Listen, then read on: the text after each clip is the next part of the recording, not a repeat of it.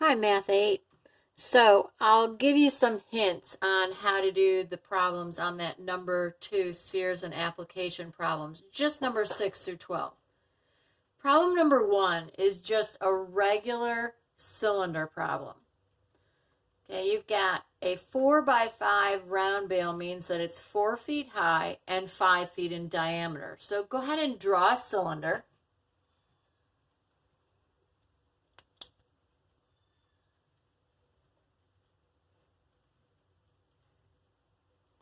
Now, make it 4 feet high and 5 feet in diameter. 4 feet high would be here.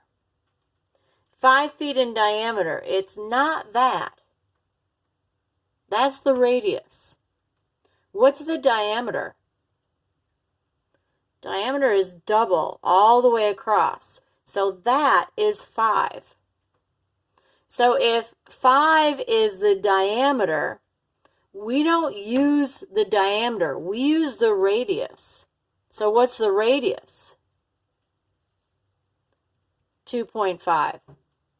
Okay, now use your formula for the volume of a cylinder.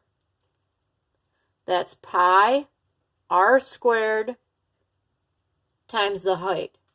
No divide by 3. That would be cone. So what you're going to do here is, this is how normally you call a 4 by 5 round bale. And by the way, this is an actual scenario that happened to us. So normally a 4 by 5 means 4 feet high and 5 feet in diameter. But when we showed up at Dee's house, she had bales that were 4 by 5, but they were 5 feet high and 4 feet in diameter. So those dimensions were swapped.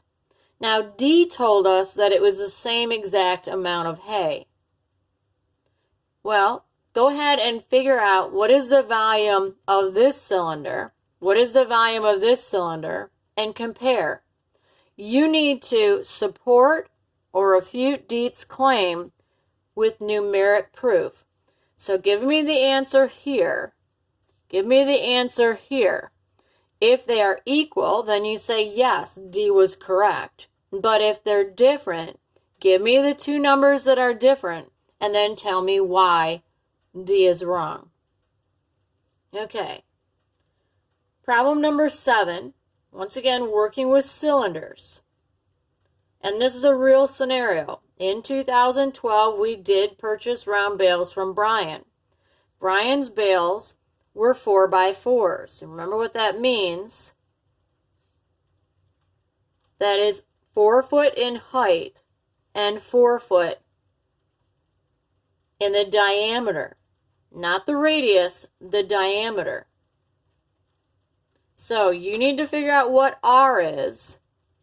You know what height is. Then plug them into your formula. Volume of a cylinder is pi r squared times your height. Find out what is the volume for Brian's bales. Then, in 2013, we purchased from John. And John's bales were 5 by 5, which means 5 foot in height and 5 foot in diameter, not radius. So you need to figure out what is the radius, and then plug into the formula. Volume of a cylinder is pi r squared times the height. And tell me, what is the volume for John's bales? And then look at what the question asks. How many cubic feet more were John's bales? Well, you know that John's are going to be bigger because the dimensions are bigger. To figure out how much more they are, what would you do? Take John's and you would subtract Brian's. That's going to tell you how much more. Now, I'm not going to work these out because this is your practice. Just giving you hints here. Okay, let's take a look at the next page. Next page, James, the mini silky fainting goat, is tethered to a tie-out stake with a 12-foot chain. Don't use ropes with goats. They're just going to eat the rope. So what is the area that James can graze? Well, look at that word area right there. That tells you, gives you a really good hint of what you're going to do. This is not a volume problem. This is an area problem. So what was the formula for the area? Well, let's think about this. You got like a tie-out stake here. Okay? And James has a chain, and it's 12 feet.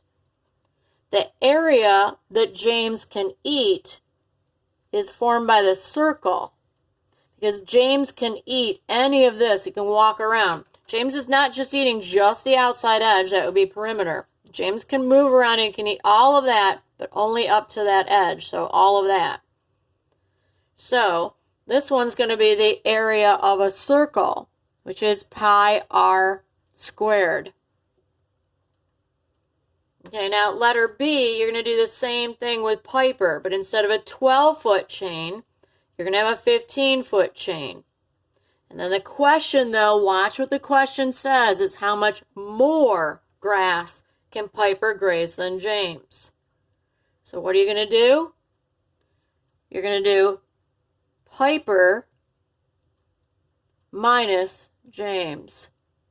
That'll tell you how much more grass Piper can graze. All right, take a look at number 9. Number 9, Dylan made a huge spherical water balloon. See that word, spherical? What formula do you think you're going to use? Well, it tells you right there, volume. You're doing volume of a sphere. So your volume of a sphere is 4/3 pi r cubed. Now, it gives you diameter, not the radius. So go ahead, plug it in, and figure out the volume of Dylan's. Okay, then, on number 10, Tor finds out that Dylan is planning to pop his monster water balloon on him. So Tor made up 2 spherical water balloons. Each has a diameter of 9 inches. So you're going to figure out with volume of a cylinder or a sphere, you're going to use that formula, 4/3 pi r cubed. But when you're done, there are 2 of them. So you're going to multiply by 2 to find out the volume of Tor's. Okay, and then it says, who has the greatest water balloon volume? Dylan with his 1 or Tor with his 2? So you got to tell me, is it Dylan or Tor? And then by how much? To figure out by how much, you take whoever's got the most and subtract off the one who has the least. All right, number 11, super similar, except this one, instead of spheres, you have a cone. So Lindsay starts off with a waffle cone. The waffle cone is 10 inches high and has a radius of 5 inches. So this one has a radius of 5, and it has a height of 10. So just regular volume of a cone is pi r squared times the height. Don't forget, divide by 3. Then, on number 12, it kind of goes with number 11. Sabrina has 3 sugar cones. They are stuffed full of ice cream. Sabrina's sugar cones are 7 inches high, and they have a radius of 2.5. But she has 3 of these. So once you find one of them, using the volume of a cone is pi r squared times the height, divide by 3. you'll actually take that answer and times by 3 because you have 3 of them.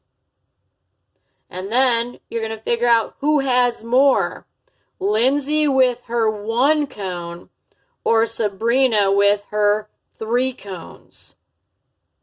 So tell me, who is it, Lindsay or Sabrina? And then by how much means that you will subtract. Whoever's got the most minus whoever has the least. Good luck with those. Can't wait to see your answers. Really proud of the work that you're doing, Math 8. Keep up the great work.